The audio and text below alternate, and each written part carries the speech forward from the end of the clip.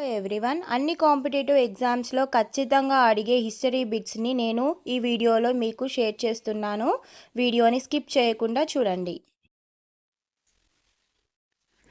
First question, కొండాపూర్ను శాతవాహనుల టంకశాల నగరం అని ఎవరు వ్యాఖ్యానించారు?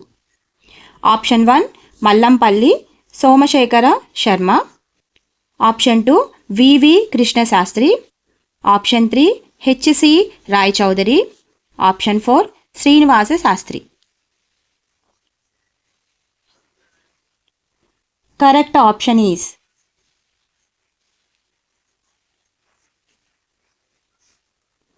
Mallampalli Somasekhara Sarma. First option is correct. Next second question, Yajnashri శాతకర్ణిని త్రిసముద్రాధీశ్వరుడని పేర్కొన్న గ్రంథం.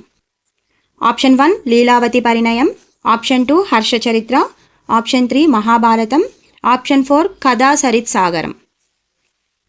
Correct option is Harshacharita.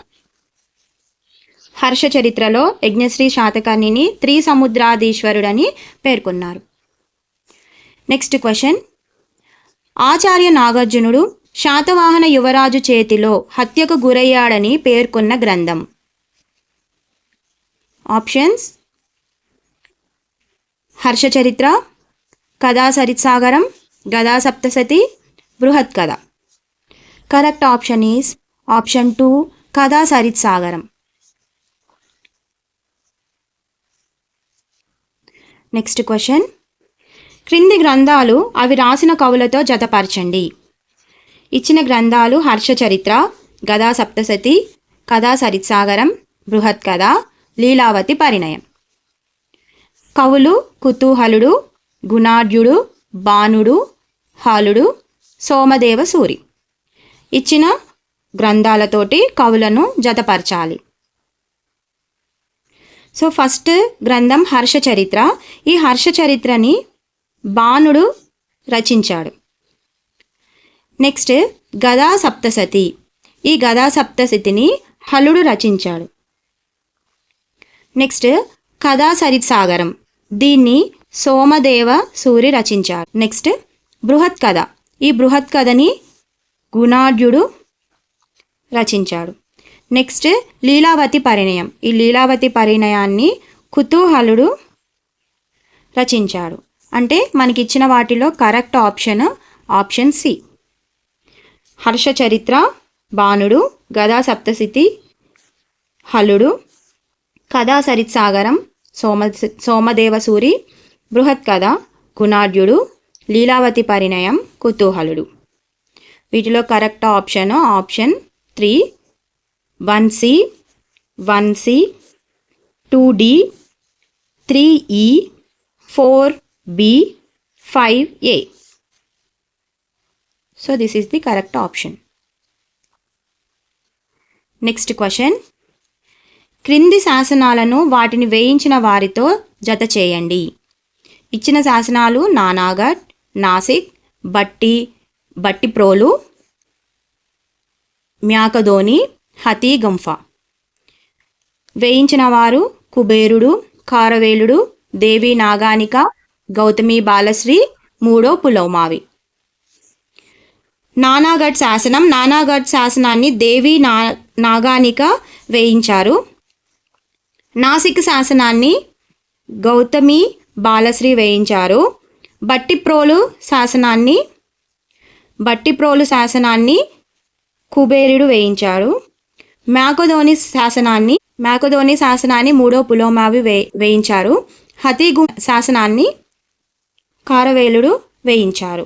Correct option option 4 1C 2D 3A 4E 5B. So last option is correct. Next question, Gautamiputra Satakarni బిరుదులు ఏవి? ఆప్షన్స్ ఆగమ నిలయ, ఆప్షన్ 2 బెనకటక స్వామి, ఆప్షన్ 3 శక సంహారి, ఆప్షన్ 4 పైవన్ని. కరెక్ట్ ఆప్షన్ ఈజ్ ఆప్షన్ 4 పైవన్ని. ఈ మూడు కూడా గౌతమిపుత్ర శాతకర్ణి బిరుదులు. నెక్స్ట్ క్వశ్చన్, శాతవాహనులు రాజ్యాన్ని ఏ విధంగా విభజించి పాలించారు? ఆప్షన్ 1 రాజ్యం, విహారములు, విషయాలు, గ్రామాలు. ఆప్షన్ 2 విషయాలు, గ్రామాలు, రాజ్యం, విహారములు. ఆప్షన్ 3 గ్రామాలు, రాజ్యం, విహారములు, విషయాలు. ఆప్షన్ 4 విహారములు, విషయాలు, గ్రామాలు, రాజ్యం. కరెక్ట్ ఆప్షన్ ఈస్ ఆప్షన్ 1 రాజ్యం, రాజ్యంలో విహారములు, విహారముల్లో విషయాలు, విషయాల్లో గ్రామాలు. Option 1 is the correct option. Next question. Satavahana కాలంలో రాజు ప్రత్యక్ష పాలనలో ఉన్న ప్రాంతాన్ని ఏమనేవారు? ఆప్షన్ 1 సామంత ప్రాంతాలు. ఆప్షన్ 2 రాజ కంకేట. ఆప్షన్ 3 సరిహద్దు ప్రాంతాలు. ఆప్షన్ 4 ఏదీ కాదు. కరెక్ట్ ఆప్షన్ ఈస్ రాజ కంకేట. Next question. శాతవాహన కాలంలో రాజులు భూమి శిస్తుగా ఎన్ని రకాల పన్నులు విధించేవారు? Options option 1 3, option 2 4, option 3 2, option 4 5. Correct option option 2 4. 4 రకాల భూమి శిస్తులు ఉండేవి. Next question. శాతవాహనులు ప్రజల నుంచి ఎన్నో వంతు భూమి శిస్తుగా వసూలు చేసేవారు? Option 1 1/6, option 2 1/4, option 3 1/3, option 4 1/5. Correct option is 1/6. 1/6 పన్నుని భూమి శిస్తుగా వసూలు చేసేవారు. సో ఇవి కొన్ని ఇంపార్టెంట్ హిస్టరీ బిట్స్. వీడియో కనుక మీకు యూస్ఫుల్ అయినట్లు అనిపిస్తే సబ్స్క్రైబ్ చేసుకోవడం మర్చిపోకండి.